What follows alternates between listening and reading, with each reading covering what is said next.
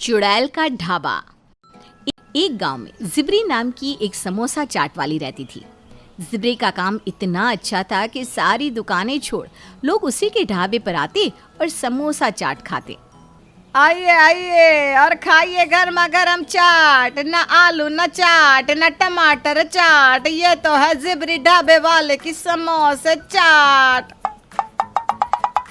आज तो कोई ग्राहक नहीं दिख रहा, छोड़ो, तब तक मैं अंदर जाकर समोसे का मसाला तैयार कर लेती हूँ। जिब्री अंदर जाती है कि बाहर से उसे कोई आवाज लगाता है। अरे कोई है क्या ढाबे पर, या चलती बनूं मैं? अरे अरे निर्जला तू ना, जब भी आती है घोड़े पर सवार आती है। क्या बताऊँ यार, न जाने किस कल मुँह की नज़र लगी है, सुबह से एक ग्राहक नहीं आया। बैठे बैठे मन नहीं लग रहा था तो समोसे का मसाला बना रही थी मैं अंदर। तू बोल किस काम से आना हुआ? तो मैं आ गई ना नजर उतारनी। मसाला बना ही लिया है तो समोसे भी तल दी। आज एक बड़ा ऑर्डर लाई हूँ मैं तेरे लिए।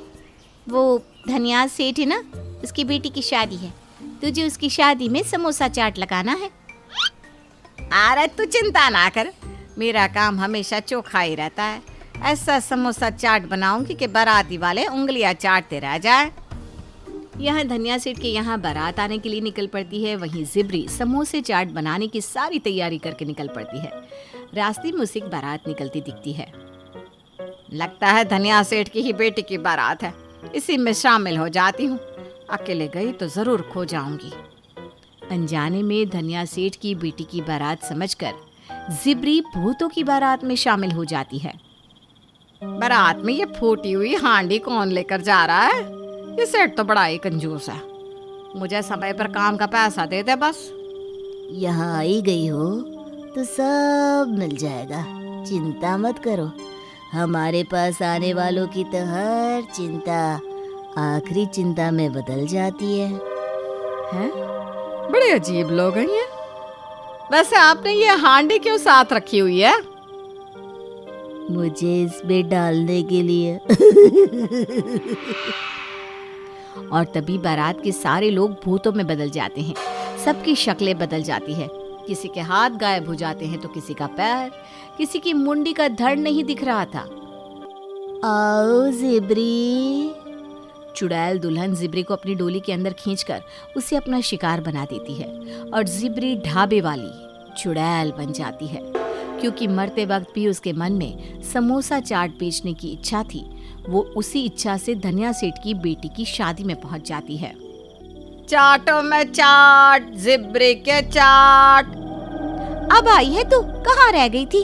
अब छोड़ बारातियों के लिए समोसा चाट बना जल्दी जल्दी। जिब्री समोसा चाट बनाकर सभी को देती है। अरे बचाओ रे, ई का आफत है, इस समोसे के मसाले में तो कीड़े हैं कीड़े। चाट में दही नहीं खून है। और एक ही पल में पूरी शादी में भगदड़ मच जाती है और जिब्री चुड़ैल बनकर सभी के सामने आ जाती है। चाट तो खाना ही पड़ेगा वरना भागो। ऐसा कैसे भागो? हाँ, जिब्री दरवाजे की तरफ देखती है और दरवाजा बंद हो जाता है। सभी गांव वाले अंदर ही फंसे रह जाते हैं। रात बीत जाती है। अगली सुबह दरवाजा खुद ब खुद खुल जाता है। जान बची तो लाखों उपाय। इस हादसे के बाद पूरे गांव में डर का माहौल बन जाता है। लोग अब जिब्री के ढाबे के पास से गुजरना भी छोड़ देते हैं। रात होते ही उसके ढाबे से खाना बनाने की आवाजें आने लगती थी। पर इन सब से अलग धनिया अपने ही फायदे की सोच रहा था। ये तो अच्छा मौका है, ढाबा पूरी तरह खाली है, उसका मालिक भी नहीं। क्यों ना जिब्री के ढाबे को मैं हड़प लूं।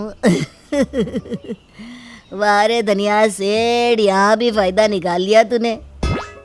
धनिया सेठ जिब्री के ढाबे को नया रंग रूप देकर वहाँ एक दूसरा ढाबा खोल लेता है और गल्ले पर बैठ जाता है। अरे सेठ, तुमका डर नहीं लगता का?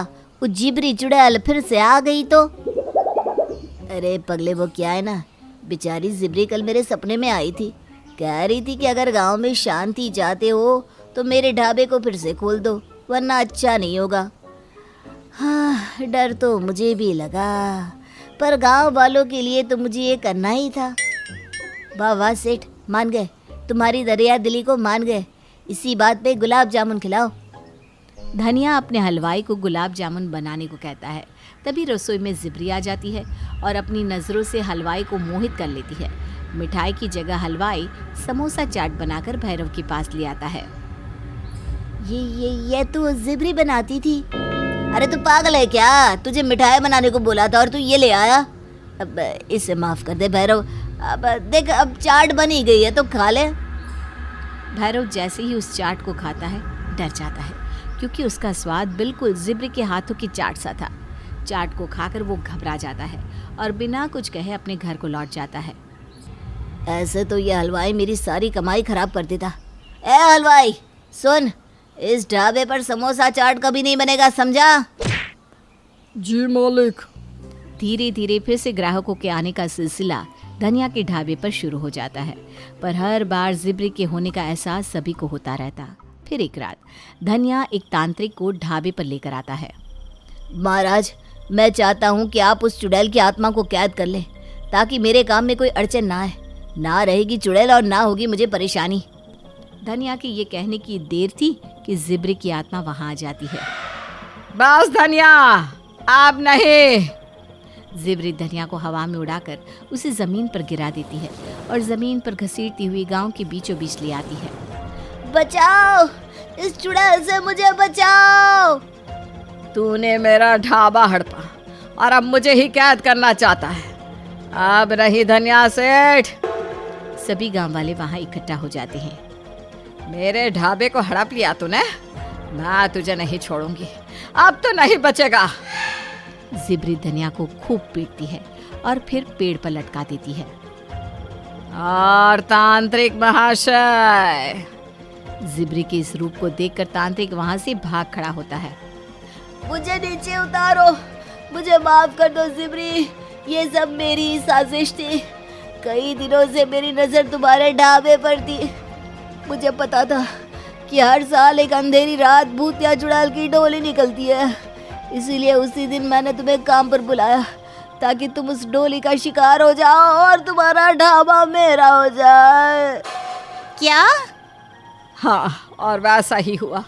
मैं भूतों के एक बारात का शिकार बन गई। मेरी आखिरी इच्छा अपने ढाबे पर चाट बेचने की थी, जो अधूरी रह गई और मैं भटकती रह गई। निर्जला सब समझ जाती है। आज पूरा गांव तेरे हाथ के समोसे चाट खाएगा, बस तू उसमें खून या कीड़े मत डालना, ठीक है? अब चुड़ैल का ढाबा फिर से बिजली से जगमगा उठता है। बड़ी खुशी से जिब्री फिर से समोसा चाट बनाकर गांव वालों को खिलाती है। गांव वालों को चाट खाता देख उसकी आत्मा तृप्त हो जाती है और उसे मुक्ति मिल जाती है।